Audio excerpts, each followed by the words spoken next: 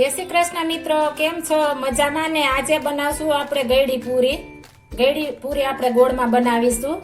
Easy રીતે બને એ રીતના બતાવીશ તમને, અને ઓછા વાસણમાં થઈ જાય એ રીતના હું તમને બતાવીશ. હવે આપણે લોટ બાંધીશું. લોટ બાંધવા માટે પહેલા આપણે ગોળ નાખીશું. દેશી ગોળ લીધો છે. દેશી ગોળમાં મસ્ત બને છે. ત્યારબાદ આપણે તેમાં પાણી નાખીશું, થોડું નાખીશું, ગોળ ઓગળે એટલું. પછી આપણે લોટ બાંધતા જાશું, નાખતા જાશું. આટલું નાખીશું. ત્યારબાદ આપણે થોડું નમક નાખીશું, તેથી એનો ટેસ્ટ મસ્ત આવે, સ્વાદ પણ લાજવાબ થાય છે આ રીતના બનાવવાથી. થોડું નમક નાખીશું, 2 ચપટી. હવે તેમાં આપણે થોડું મોણ નાખીશું. મોણ આ પાણીમાં જ નાખી દેવાનું છે. આમાં મોણ આપણે વધારે નાખવાનું, ઓછું હશે તો આપણી પૂરી કડક થશે એકદમ. જો તમારે એકદમ ક્રિસ્પી ખાવી હોય તો તમે ઓછું મોણ નાખી શકો છો. મેં 1 પાવરું નાનું નાખ્યું છે. હવે આ રીતના આપણે બધું ઓગાળી લેશું. ગોળ છે એ નિમક ને ગોળ બને આ રીતના બનાવવાથી એકદમ મસ્ત પૂરી બને છે આપણી ગોળવાળી ગળી પૂરી. આપણે બધો ગોળ ઓગાળી લેવાનો છે. બધો ગોળ ઓગળી જાય ત્યાર પછી જ આપણે લોટ ઉમેરવાનો, નકર લોટ સરખો બંધાતો નથી એટલા માટે.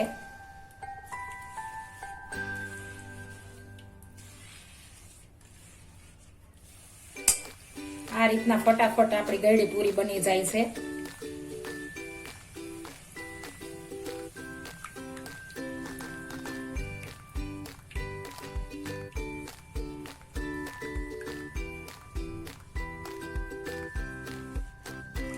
ગોળ બધો ઓગળી ગયો છે.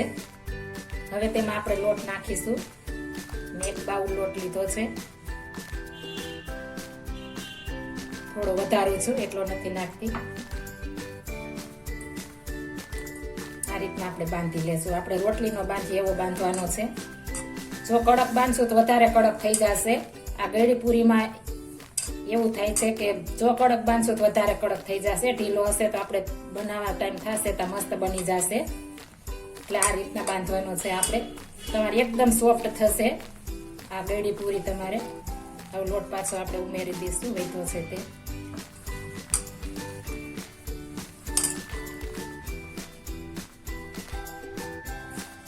આપણો મસ્ત લોટ બંધાઈ ગયો છે. હવે આપણે આને તેલ વાળો કરી લેશું. આ રીતના બાંધવાનો છે, તમે જોઈ શકો છો. આપણે રોટલી વેથી સેજ કડક બાંધવાનો છે, વધારે નથી બાંધવાનો. હવે આપણે થોડું એવું તેલ લગાવીશું લોટને.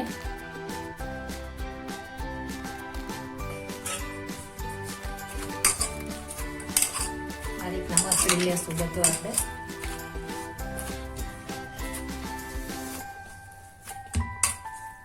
હવે આને આપણે 5 મિનિટ માટે રેસ્ટ લેવા દેશું. 5 મિનિટ પછી આપણે મસળીને પૂરી બનાવીશું. હવે તેને આપણે બાઉલ ઢાંકી દેશું આ રીતના 5 મિનિટ માટે. 5 મિનિટ થઈ ગઈ છે. હવે આપણે ખોલી લેશું. હવે આને મસળી લેશું આ રીતના. મસ્ત સોફ્ટ થઈ ગયો છે, તમે જોઈ શકો છો. એકદમ મસ્ત થઈ ગયો છે. 5 મિનિટ તો આપણે એને ઢાંકીને રાખવાનો છે, એટલે આપણી પૂરી મસ્ત બને છે.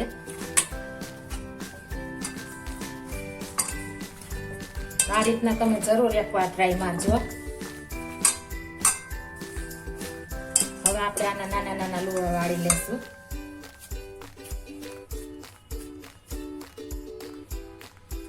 આપણે થોડી આ જાડી રાખવાની છે, નહીતર ચવડ થઈ જાય છે. એટલા માટે ગળી પૂરી થોડી જાડી રાખવી પડે છે.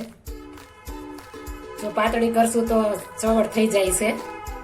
હવે આપણે આના લુવા વાળી લેશું આ રીતના, પ્રેશર કરીને. બંને હથેળી વડે પ્રેશર કરવાનું છે આ રીતના. એટલે એકદમ મસ્ત બને છે, સોફ્ટ થઈ જાય છે.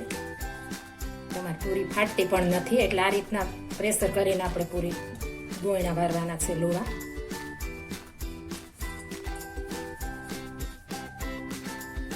આ રીતના આપણે બધા વાળી લેશું.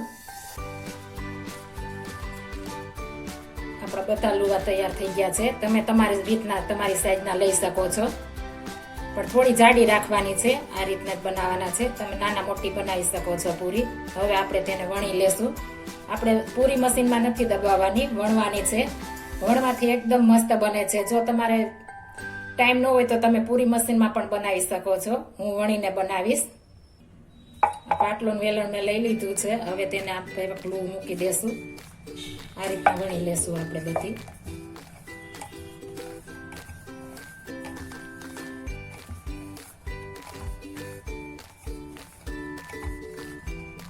આટલું લેયર રાખવાનું છે, આટલી જાડી રાખવાની છે. બસ તમે તમારી રીતની સાઈઝ કરી શકો છો. આ રીતના આપણે બધી વણી લેશું. આમાં તેલ કે લોટ કઈ લગાડવાની જરૂર નથી પડતી, એકદમ મસ્ત વણાઈ જાય છે. લોટમાં એકદમ કુણપ આવે એટલે આપણી પૂરી મસ્ત બને છે. એટલે થોડી વાર આપણે બાંધીને રાખવાનું છે એટલે મસ્ત બનશે. આ રીતના આપણે બધી વણી લેશું. આપણું તેલ આવી ગયું છે. હવે તેમાં આપણે પૂરી નાખી દેશું.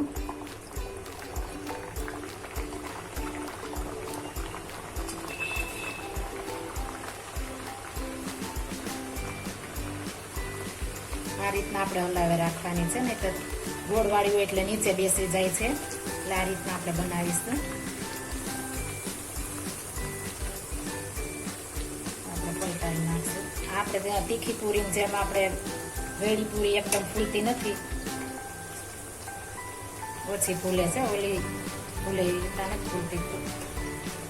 આ પૂરી ખાવાની મજા આવે છે દહીં સાથે.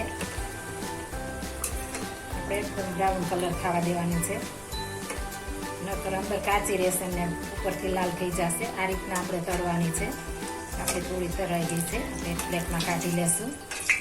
જો મારી રેસીપી પસંદ આવી તો મારી ચેનલ લાઈક, શેર અને સબસ્ક્રાઇબ કરી દેજો. Thank you for watching guys. ફરી મળીશું નવી રેસીપી લઈને. જય શ્રી કૃષ્ણ.